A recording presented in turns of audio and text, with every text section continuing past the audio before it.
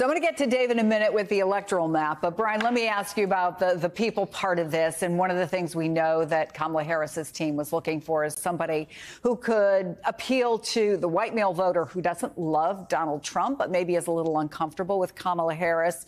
Who is the guy that you've been covering, and can he do that?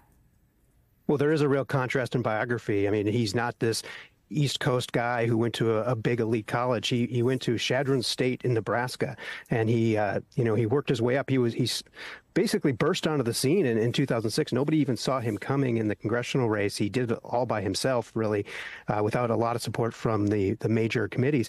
And he held on in a district that has really changed around him. He won in a district where Donald Trump won, just barely. But he's been a survivor. He's a good retail politician. He likes to get out there. Well, it'll be interesting to see how much the Harris campaign puts him out there in these smaller settings to go to county fairs or state fairs and just really glad hand. They're leaning into his biography. I mean, they really want to make the case that this former classroom teacher turned politician still has kind of that feet in the classroom. Yeah, it will be interesting. County fairs, state fairs, Friday night football games in some of those small towns, the kind that he grew up in. So, Dave, I mentioned Walz doesn't bring an obvious advantage with the electoral map if you compare his 2022 governor's race with Biden's 2020 performance in Minnesota. The counties they won, you can see there, are almost identical, so he didn't outperform Biden statewide. But do you see ways in which he does help? Well, I would point out, we actually did meet with Tim Walz when he was a congressional candidate in 2006, and afterwards we moved that race to toss-up. So we've covered him for quite a while. He is a safe pick in the sense that he's eminently likable. He's earnest. He obviously teacher, veteran, has not only governing experience in St. Paul, but also good relationships on Capitol Hill, which I think was critical in this selection process. The fact that Nancy Pelosi really likes her House Democrats and has the ear of Kamala Harris and others. But he's also a risky pick in the sense that Kamala Harris probably needs more than where she's at right now in the polls to ultimately win. And even with the bump that she's gotten, she probably needs to be ahead nationally on average by 2 points to win the Electoral College. And Pennsylvania is such a critical state that picking someone who is less known there is a risk in and of itself. Had Josh Shapiro been the pick, I think Philly would have been electric tonight.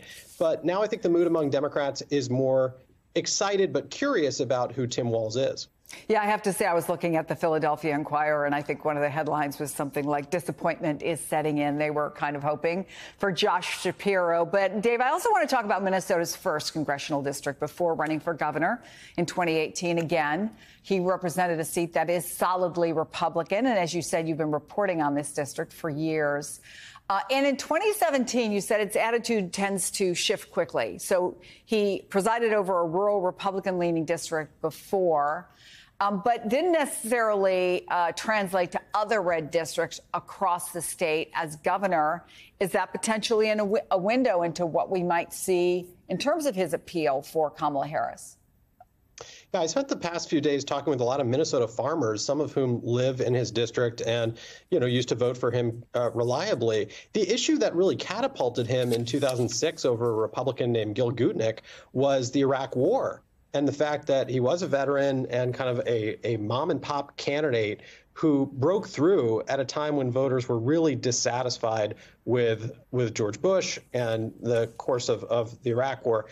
But the perception since he got elected governor, and I think, we saw his margins begin to winnow in the mid 2010s when, he came within a couple of thousands of votes of losing his seat when Trump won in 2016. It was still an impressive feat that he won. But the perception since he's been elected governor is that he's governed to the left. And I don't think Tim Walz today could carry his congressional district if he were hypothetically on the ballot for Congress. I doubt that the Harris-Walz ticket will carry that district in November.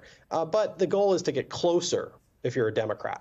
But you lead me to another question for Brian, because on one hand, Walz is being advertised as this super progressive figure. On the other, the best choice among the VP finalists, some argued, who can bring moderates and rural voters into the fold. He has that lived experience. But square that circle for us. Can he be both? Evolved politically over the years. I mean, he was this NRA-backed Democrat. He was a blue dog Democrat who hasn't really kind of held to that throughout his career. He was elected in 2022 along with a Democratic House and Senate for the first time under his watch, and they really put the pedal to the metal. And he likes to say how he doesn't accumulate political capital to sit on it. He wanted to use it, and they adopted a very left-leaning list of things, and he's not shy about it. Even when he ran in 2018 for governor the first time, he ran proposing a gas tax, and he didn't get it. He didn't get it in his first term, and he got a smaller version in his second term. But he hasn't been shy about picking up issues that may not be the type that a lot of politicians want to touch.